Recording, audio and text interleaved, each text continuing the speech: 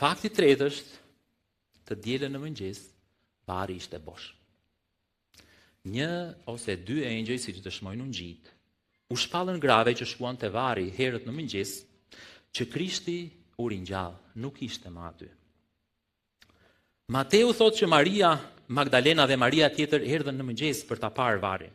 Dhe ja, një tërmet i madh. Sepse engjëlli i Zotit zbriti nga qielli, erdhi e rrokullisti gurin nga hyrja e varit dhe ul mbi të. Pamja e tij ishte si vetëtima dhe veshja e tij e bardhë si bora. Nga frika e tij, rojat u drodhën dhe u bën si të vdekur. Por ëngjëlli, duke ju përgjigjur grave, u tha: "Mos kini frikë, sepse e di që ju kërkoni Jezusin e kryqëzuar.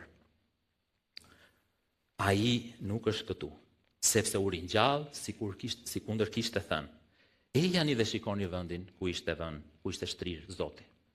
Dhe shkoni shpejt t'u thoni dishepujve të tij që ai u ringjall prej së vdekurish. Dhe po shkon përpara jush në Galile." Pietri dhe Gjoni ishin 2 dëshmitarë që e pan varin e Jezusit bosh.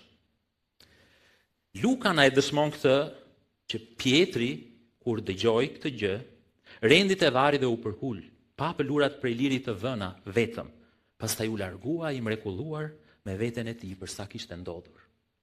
Gjoni, gjithashtu një nga dëshmitarët okular, thotë që Maria Magdalena shkoi në mëngjes u trokiti te vendi ku rinin dhe tha: "E ngritën Zotin nga vari dhe nuk e dim ku e kanë vënë." Atëre Pietri dhe Gjoni vrapuan te vari. Gjoni, si duket më i ri, ja kaloi Pietrit, shkoi deri te dera dhe pa te hyrja e varit dhe pa që andej, po nuk guxoi të hynte brenda. Pastaj vjen Pietri, hyn brenda dhe shikon vetëm rrobat me të cilat ishte mbështjell kufoma e Jezusit. Simon Pietri, që po e ndiqte hyri në var, pa pëlurat prej lirit të shtrira dhe rizën që e vën mbi kokën e Jezusit, e cila nuk ishte bashkë me pëlurat prej liri, por ishte e mbështjell në një vend veç. Atëherë hyri dhe dishepulli tjetër që kishte arritur i pari te vari, e pa dhe besoi. Pra, gratë, Pietri, Gjoni e gjetën varin bosh të dielën në mëngjes dhe gurin të rrokullisur nga hyrja e varit. Rojet gjithashtu ishin dëshmitar të kësaj skene. Një ëngjëll apo 2, siç na dëshmojnë ungjit, ishin gjithashtu. Ata që u pohuan grave, ai është ringjallur siç e pati thënë. Çarçafi ose qefini me të cilin ishte mbështjell kufoma e Jezusit gjendej akoma në varr.